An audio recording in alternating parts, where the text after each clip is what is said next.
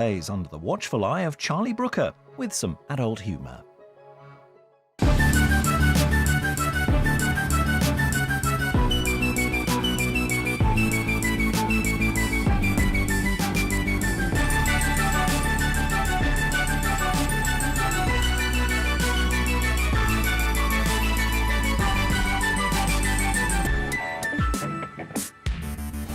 Hello, I'm Charlie Brooker and you're watching Weekly Wipe, a programme all about things that are happening. Things like this. Greece looks more likely than ever to withdraw from the Eurozone. It's weird, really. Normally you grease things before putting them in, not pulling them out. The words Greek and exit have been combined to make the new word Grexit. And apparently if that happens, we're foomed. It's the 30th anniversary of EastEnders, the gripping drama celebrated by going live, just like TV wasn't 30 years ago. I couldn't miss your big day, could I? Even if it does mean bumping into the bold ginger one. How's Adam? Adam Woodyat, a.k.a. Ian Beale, has been in Albert Square since the very beginning. Nothing survives that long on a soap, except maybe a pube. Bad news for drugs fans as scientists uncover a link between powerful grass and mental health problems. Research indicates smoking skunk may triple the risk of psychosis. Psychosis? Bad, it's probably nothing to worry about. Former This Morning weatherman Fred Talbot was found guilty of child sex offences. He was immediately remanded in custody after the judge studied illuminating footage which suggested he might try and skip the country. More of that sort of thing coming up. But let's start here. As the election inches nearer and the leaders continue to spar, vinyl tyrant David Cameron has thus far been winning the battle of personalities, despite not having one, as ITV News clearly explained. Voters are more likely to describe him as statesman-like, competent and intelligent. Me. Whereas Ed Miliband is more likely to be seen as coming across as someone like me, or just plain weird. Hang on, aren't those the same thing? The Conservatives have also been buoyed by economic news of late, with polls indicating they're more trusted with the national wallet than Labour. But a recent big money story spelled big trouble for the Tories. The BBC identifies senior political figures and donors who are among those known to have held Swiss bank accounts with HSBC. Yes, the news temporarily contained more H than steps as the HMRC came under fire for not investigating HSBC, who stood accused of hiding huge amounts of assets in a handy hole, a Swiss hole. The news that Tory donors might have been on HSBC's mucky books invigorated Miliband, as the BBC made clear. The current Conservative leadership have become the political wing of the offshore hedge funds. Not sure saying warranted that kind of applause. Mind you, is the most inspiring speech he's ever given. Maybe it could be his campaign slogan. Egged on by the applause, Miliband went even further in a particularly testy PMQs, calling Cameron dodgy. He's a dodgy Prime Minister surrounded by dodgy donors. It caused such a ruckus, Speaker John Bercow almost burst into song. He didn't...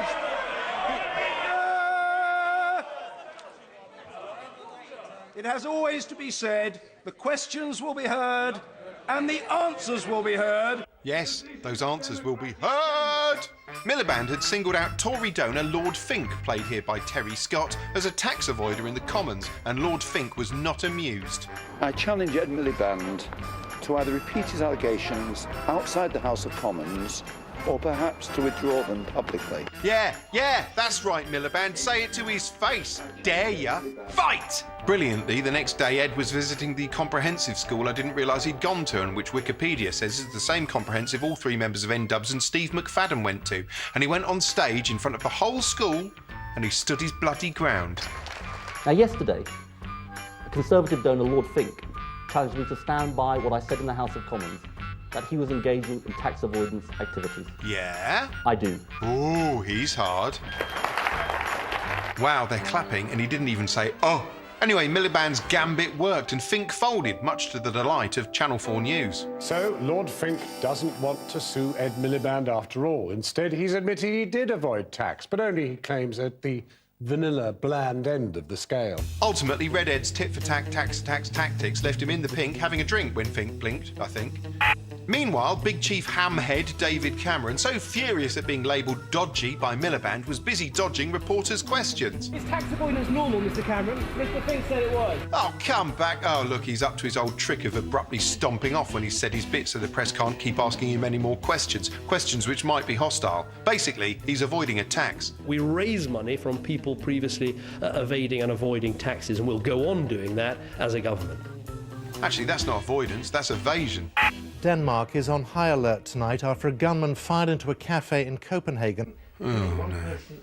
The body collectors of Freetown getting ready for another harrowing day at work. Oh, God. They've been doing this. Powerful skunk-like cannabis is associated with 1 in 4 new cases of psychosis. Don't know if you've noticed, but the news has been kind of dispiriting recently.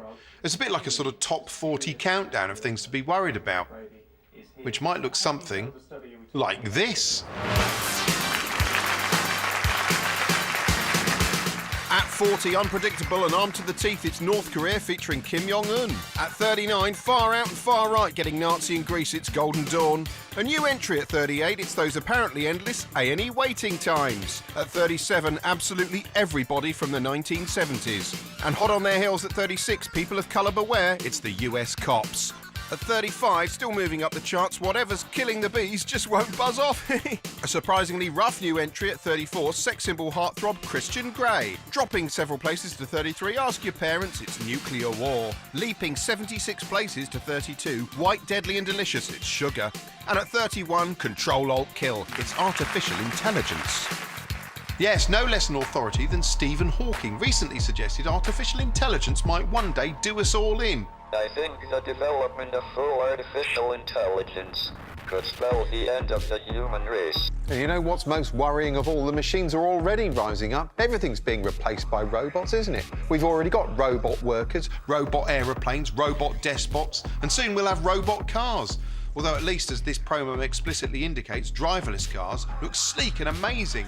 The Mercedes Xbox, or whatever that thing's called, is ironically the opposite of a hard drive. With no steering wheel to worry about, it's the ultimate hands-free mobile. Freed from the tyranny of doing this, you could drive to work while knitting or eating lasagna. You only have to worry about it crashing, which might make it crash. But wait! This vision of the future is actually a vision of now, because driverless cars are here. They are, albeit a little bit less glam. Yes, this brand new driverless vehicle on trial at the O2 is less total recall and more total bumhole. In fact, it resembles what the offspring might look like if BrianTheConfused.com robot f***ed a milk float. Sky's Eamon Holmes seemed woefully underwhelmed. They're golf buggies, really, at the end of the day, aren't they? Shh, don't let it hear you, Eamon. That's your future master. Although he mainly seemed annoyed it wasn't sexy enough. Until they get a lot of chrome on them and big wheels and, you know, some sexy colours. Some of them look quite sexy. I don't think he had the sexiest one there. And what do you want, Eamon? A car you want to sleep with? A kilf? Well, would you? I agree. Sure. As well as the quasi-intelligent cattle truck down the dome, there's also this spectacular podmobile that will mosey along pavements in Milton Keynes, where the biggest problem it will face is locals deliberately lying down in front of it, begging for death. At 30, they're online and out of order. They're the Twitter trolls. Looming ominously at 29, it could body slam the planet an extinction-level asteroid. At 28, making no attempt to fit in with the rest of the chart, it's those bloody immigrants. At 27, someone murdered Lucy Beale. You could be next. And a new entry at 26, narcissistic. It's a selfie stick. selfie sticks are all the rage, by which I mean they're generating all the rage. You know who's got one now? Barack Obama. Yeah. Yes, super cool Obama recently appeared in a zany online video in which he pulled off the most depressing presidential headshot since Lee Harvey Oswald. He's not the first president to manipulate a selfie stick in the White House. Nixon got terribly lonely during his final days in office. Critics said it was a tad demeaning for a prez to piss around like this. You wouldn't see Abraham Lincoln taking a selfie. He'd never be able to fit that tall hat in. The clip quickly racked up more views than your mum's Instagram feed, and irritating people in the street found it awesome and really cute. That is really cute. Now show them one where he drone bombs a village in Pakistan. But wait, according to an unamused Fox News, Obama's bonkers antics had been filmed just hours after he'd learned of the death of a US hostage at the hands of ISIS, making this goofing possibly a tad insensitive. YOLO, man. The president says, YOLO, man. And for people at home who may not know what that stands for, YOLO stands for you only live once. Well, you know who's not alive? Juan, now, Kayla Mueller. And this was shot on the same day that information was released regarding her death. Yeah, that does sound pretty bad, but I'm not sure it's worse than reading a book about a goat during 9/11. We're not living in silly times, but we have a silly president. All those antics certainly are attention-grabbing, aren't they? Just like the world of showbiz. People love showbiz. That's why they like talent contests like The Voice, which is brilliant. Look at it, isn't it great? Oh, but could it be even more brilliant, maybe, if it was compacted into an easy, digestible form and presented by Mr. Jake Yap? I reckon it could be. Let's have a look. Now on BBC One, time for a fresh new TV format, a singing competition. Not The Face, the socially responsible karaoke contest. 4 judges: Tom Jones, I'm just a humble valley boy, you know. I knew Frank Sinatra, you know. Rita Ora, don't get too used to me, the sexy young female spot's only a temp job. Ricky Wilson, this is just so wildly exciting. And Will Self-I-Am, broccoli is not a meaningless metaphor. You need to be broccoli, dog. Broccoli that's getting out of the fridge. Hello and welcome to The Voice. I'm Emma Willis and with me is some bloke off of JLS who looks like he's here because he won a competition. Here comes the first of an endless parade of Susan off the boils, but first let's cut to an interview with them from before they sang and then a soundbite from the judges from after they sang so that the whole show loses any anchor in time and place and feels like Lost the Musical. At least the band's live.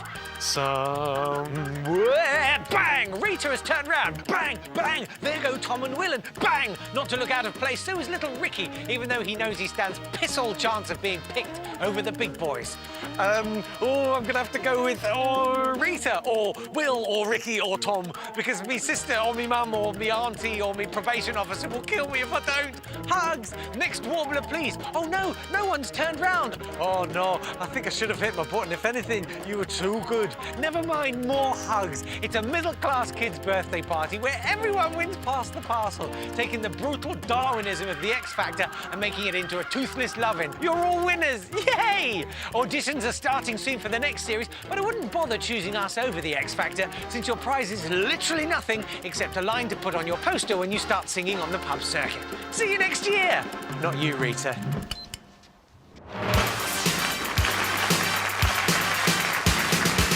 At number 25, just what the f*** is wrong with them? It's men. Down several places to 24, not quite as popular as they used to be, Al-Qaeda. At 23, you won't see them on the news, but there's just no escaping your own personal demons. Radicalising people left and right, click to log on to the internet. And at 21, it's Harriet Harman's female-friendly, awareness-raising pink bus.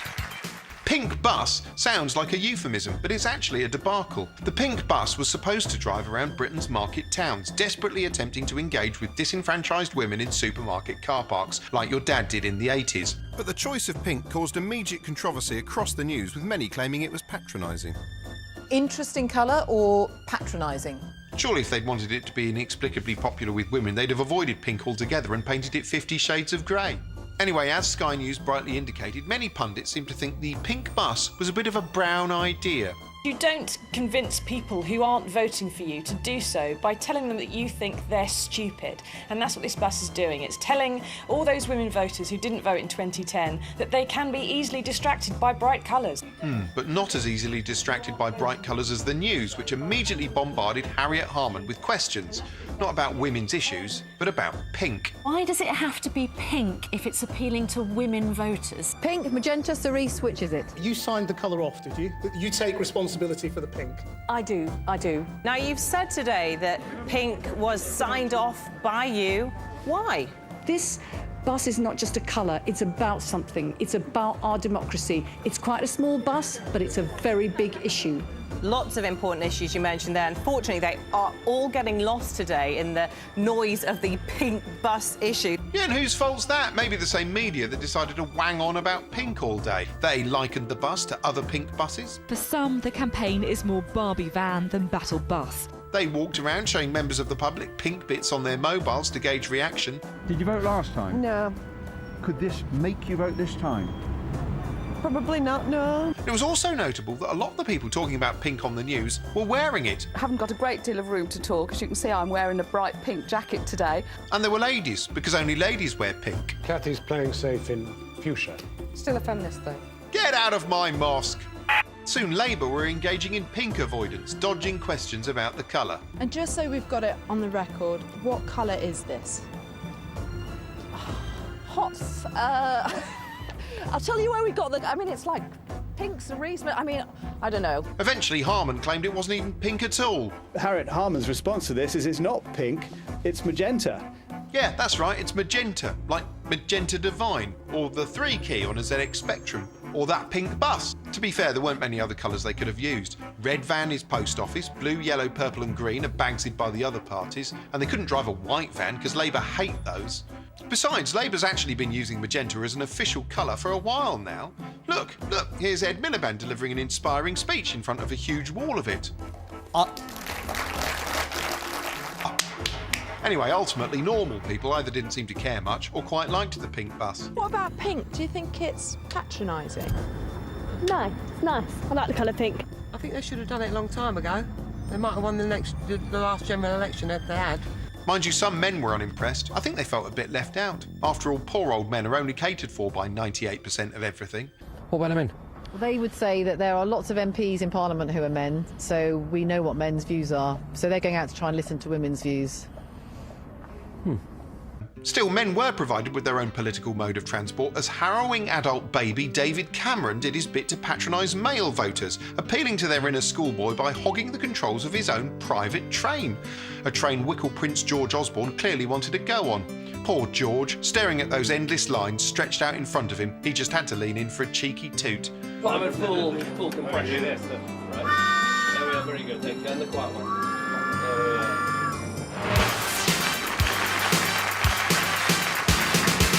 At number 20, we've all seen your pink bus, thanks to revenge porn. At 19, if Greece pulls out, looks like we got ourselves a Eurozone crisis. Dropping down to 18, inexplicably enough, it's Telly Savalas. And at 17, CC everyone, CC, a huge cache of your hacked emails. And at 16, earth-shatteringly nerve-wracking, it's fracking. Quite a few people are very concerned about fracking, none more so than former Happy Mondays mascot Bez, who as part of his ongoing We Are the Reality Party campaign recently staged a genuinely charming week-long awareness-raising bed-in with his girlfriend Firuza. And we're hoping to raise awareness about the fracking.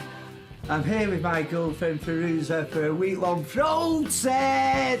As well as many public displays of affection between the most in-love couple in Britain, the nightly 60-minute webcasts contained a wealth of highlights, including sing-alongs, polite questioning. So you've been doing a study into the possible health impacts of fracking. Could you let us know what you found out, please?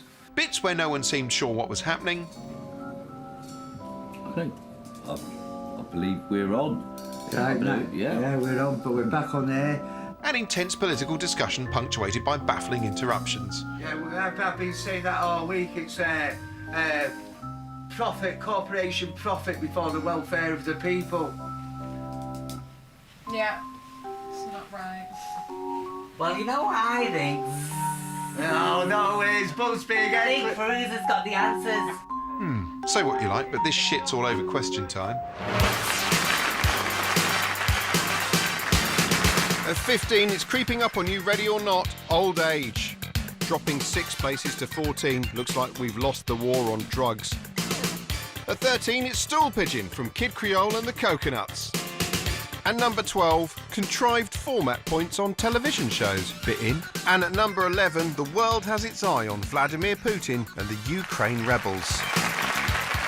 The grim situation in Ukraine's been rumbling away in the background like a stomach ulcer for months. You can see why Ukraine's worth fighting for. Look, it's got some lovely architecture, acres of rolling mud, all the smashed up rubble you can eat, and that cat.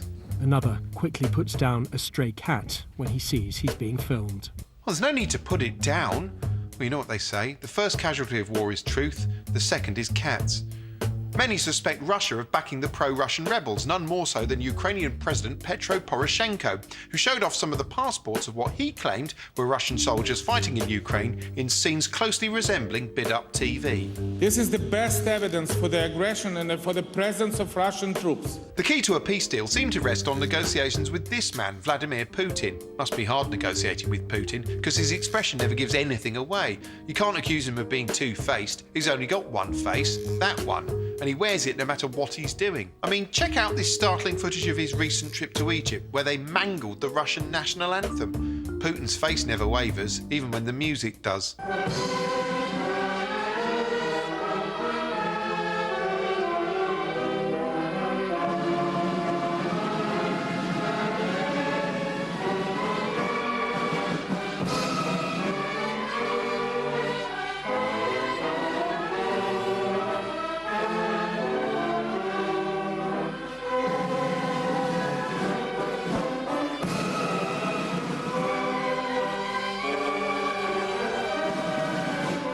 Turns out the Pentagon might have a theory for Putin's apparent passiveness, as gleefully detailed on Fox News. A newly released Pentagon study claims the Russian President Vladimir Putin may suffer from a mild form of autism that affects all of his decisions. Researchers say if you look at President Putin during a judo match or similar activities, you can tell the right side of his body is slow to react. In other words, it takes a while for his body to sync up with his brain. Yes, news channels thoughtfully claimed Pentagon experts had analysed video of Putin and diagnosed him as suffering from Asperger's. Or as the Americans call it, Asperger's.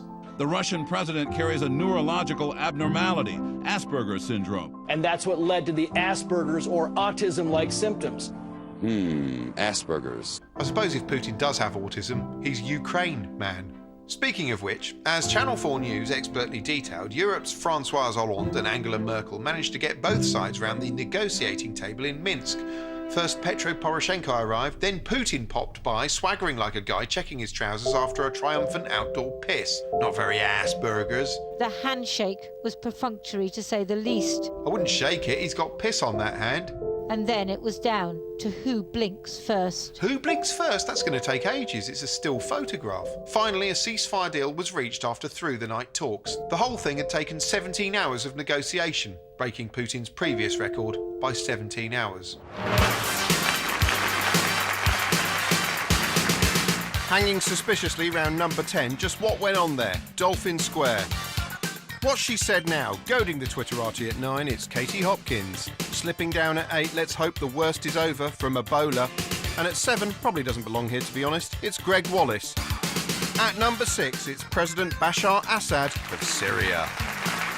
The thing about Syria's President Assad is he's a sort of accidental despot. He was training to be an ophthalmologist at the Western Eye Hospital in London when his brother was killed in a car crash, meaning he had to go home and inherit the family business of iron-fisted bastarding. It's basically a rags to wanker story. But despite being roundly condemned as horrible and ruthless, he's sort of awkward and gawky looking, the least physically terrifying villain since Count Duckula. In fact, I can't quite work out which non-threatening thing he most looks like. He's a bit like Lord Percy from Blackadder or Nicholas Lyndhurst playing a French postman. Sometimes he looks like he's played by Odo off the entertaining Deep Space Nine. Until recently, we were told Assad was the most evil thing in existence, but he's been usurped of late by ISIS. The whole thing is just like the marvellous 80s parable Superman 2. Lex Luthor, that's Assad, he was the main bad guy until General Zod and co show up, being even more evil than him.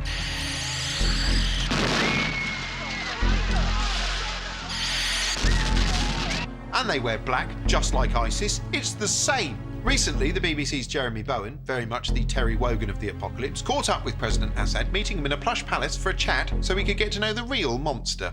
Jeremy, you have tried for a very long time to get this interview. Why has he agreed to give it to you now? Maybe he's got a new album out. During the interview itself, it was immediately apparent Assad doesn't just look non-threatening, he sounds non-threatening too. What about barrel bombs? You don't deny that your forces use them? I know about the army. They use bullets, missiles and bombs. I haven't heard of army using barrels or maybe cooking pots. You know, hearing and seeing him, he's a bit like Andy Kaufman's Latka character from the feel-good sitcom Taxi. Hi, Latka. What'd you do today? Oh, meet girl, marry her, she leave me. It was fun. Although that's where the similarities end, because Latka, to my knowledge, was never accused of being a genocidal tyrant who killed and starved his own civilians. And that, again, is against the laws of war, starving civilians. That's not correct for one reason, because in most of the areas where the rebels take over, the civilians fled and come to our areas. Very simple. Wait a minute. No, he's that bloody meerkat from that irritating advert, isn't he? Simple. Simple. At number 5, overtaking Assad, it's ISIS. At number 4, a bit of Dettol will sort it out, antibiotic-resistant bacteria. At number 3, oh no, why do that? It's acts of God. And at number 2, more dangerous still, our own worst enemy, human stupidity. But at number 1, it's not going anywhere, it's climate change. Yes, so, climate change. What is it, anyway? Here to find out is Philomena Kunk, with one of her moments of wonder.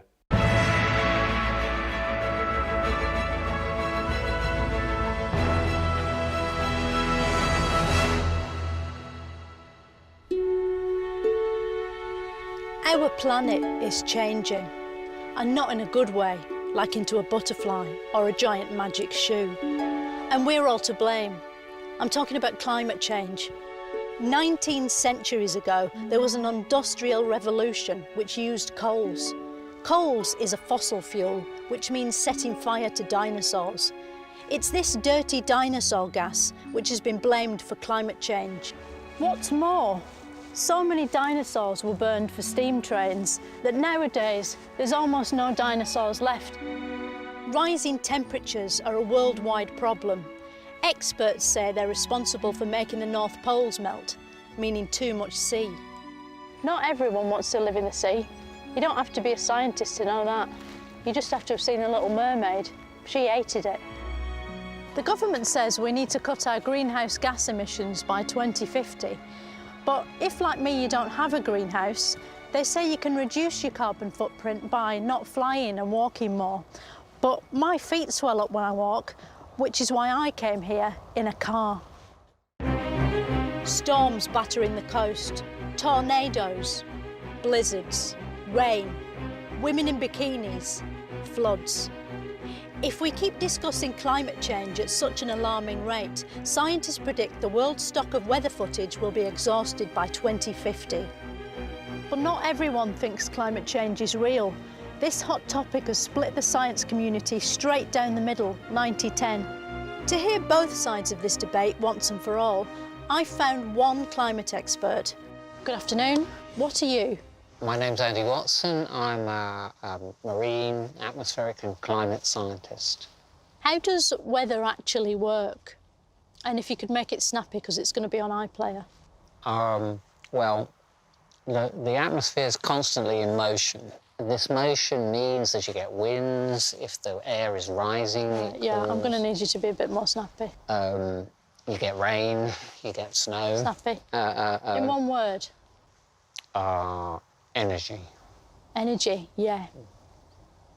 The world's getting hotter, isn't it? But how can we stop ourselves from turning into steam? What do we do? Should we just start eating more salad and stuff like that? It's certainly true. We will have to adapt to a warmer climate. And we will probably have to eat different things. Because ice cream and stuff. Well, certainly as the world gets warmer, you know... Probably going to be an ice ban, though, isn't it? So we can't have ice lollies. I don't think so. It's not that bad. How hot is too hot? You know, I mean, will we be like going, ow, all the time? If global warming happens really slowly, then the world could probably adapt to being quite a lot warmer than it is And we'll today. be long gone by then, so... Well, that's true, but you've got to think about, you know, our children and our children's children. I'm not going to have kids, I don't think. Well, some people Yes, do some want to people have will. children. Yeah, but not until, like, their children's children, so we don't sort of care, do we, about that? Well... There's a difference between thinking climate change is man-made and thinking climate change is made up. But I can't remember it because I'm too hot. And that might be a warning to us all, a global warning. Next time on Moments of Wonder, I'll be finding out, where do fists come from? Well, that's about all we've got time for this week. Till next time, go away.